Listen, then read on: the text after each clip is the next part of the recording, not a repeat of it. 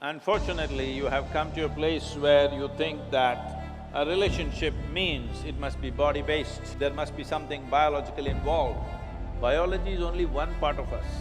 If when a human being says, I have a relationship, it could be a friend, it could be a brother, it could be a sister, it could be a variety of relationships, and also body-based relationship. Now when you say young people, you're talking about those people whose intelligence has been hijacked by hormones. It's not a question of right and wrong, it's not a question of morality, it is just a question of priority. Sadhguru, nowadays we see a lot of young people are in relationships. So, a public display of affection, PDA, is quite common and popular among the young generation. And it's very normal for all of us to, hug our friends or kiss our partners openly in front of others. But if we say our previous generation, they consider PDA as something vulgar. So it's very strange that how love offends someone. So my question is that whose outlook do you support? Is it the young generation or your own generation?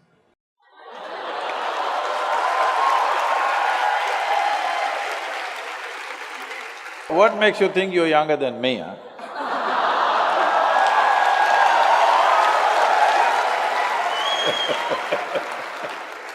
No, I don't agree that you're younger than me. So, there are many aspects to this question. You said today young people have relationships.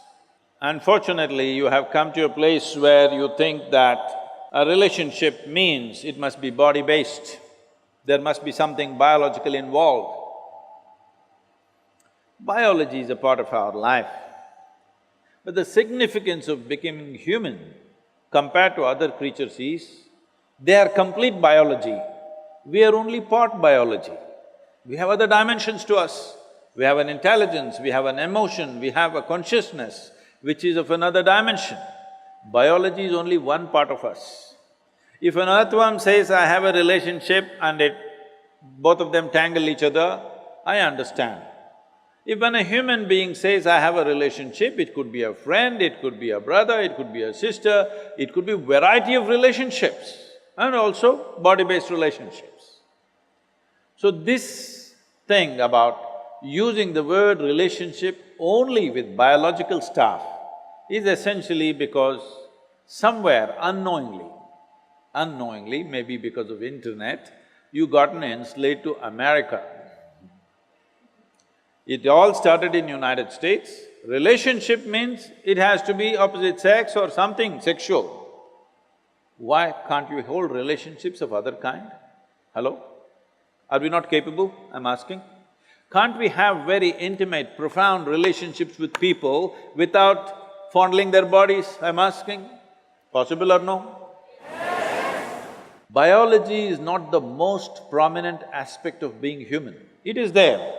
It's not something that you can, put it under the carpet. It is very much there, but it is not the dominant aspect of being human. With other creatures it is so, with a human being, the most significant aspect of who we are is our intelligence, our emotion, our consciousness. These are big things. Body is just one part of it. I am not saying you must ignore the body is there. Now when you say young people, you're talking about those people whose intelligence has been hijacked by hormones. When you were 10 years of age, you looked at people, everybody was fine, they were quite okay. You became 14, 15, you looked at them, every little bump on their body suddenly became a world by itself. Yes or no? You have to wait for some more time. When the hormonal thing goes down, then you look at people, again they're all looking normal. So, it's not a question of right and wrong, it's not a question of morality, it is just a question of priority. What kind of priority do you want to give to your own bodily compulsions? In Delhi, just now when I was coming to your college, somebody in a main street was standing there and urinating. When he feels like it, he does it. What's the problem? Hello? Any problem? No problem, because when you feel like it, you do whatever you want and you think it's your right. He also thinks it is right. When he feels like it, he urinates on the street. What's wrong? Dogs are doing it, donkeys are doing it, cattle are doing it, everybody's doing it. Be natural. This is the philosophy you're talking about. I'm saying there is a certain sanctity to relationships, especially body-based relationships. If you don't maintain that sanctity, it'll become, after some time, vulgarity, definitely.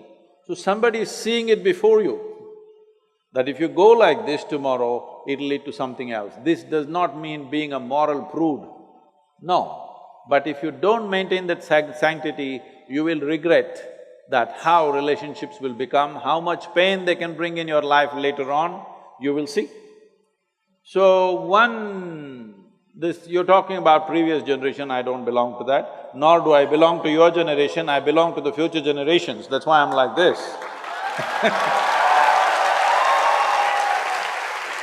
The previous generation that you're talking about was a generation which came just post-independence. You must understand their reality. They lived as an occupied nation for a period of time. Some of them fought, others slinked around. Whichever way, their ideas of morality essentially was of their masters.